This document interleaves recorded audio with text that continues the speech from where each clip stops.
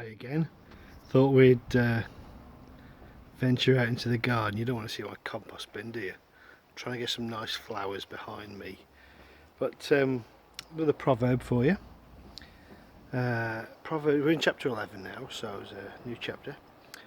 It's Proverbs chapter 11 verse 1. The Lord abhors dishonest scales, but accurate weights are his delight. We've seen perverseness in speech. Now we come across perverseness in behaviour.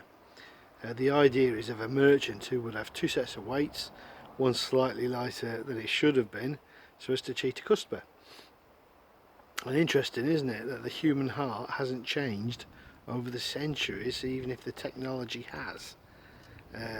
We can now rip people off on our computer. Great potential there, and even the old methods still remain popular.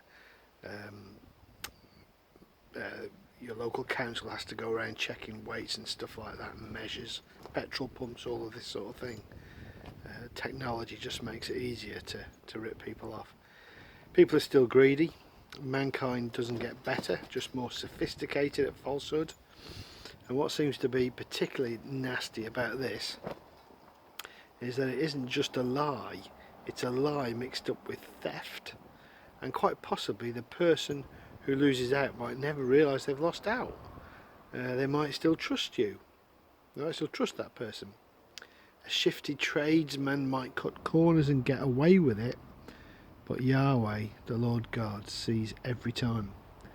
But of course, it isn't just about dishonest business practices, is it? It's about the human heart and its sinful nature. How deceitful are we? We may get away with dishonesty in business. We may get away with dishonesty in our relationships. But the Lord sees it all, doesn't he?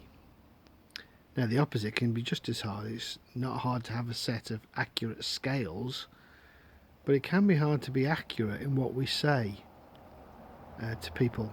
You know, do we flatter people? Flattery is no good. Flattery deceives in the same way. Do we avoid being honest with someone because of hurting feelings? Now, again, it's such a hard one, isn't it, that? And I don't pretend to have all the answers to it, but it's a good idea to let this proverb guide us.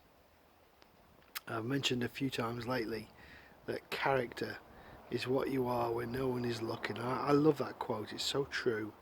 It challenges me so much.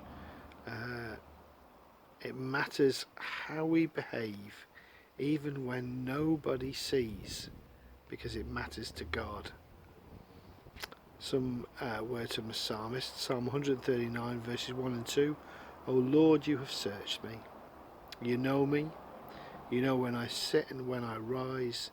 You perceive my thoughts from afar. Perhaps spend some time reading that psalm, Psalm 139. Every blessing.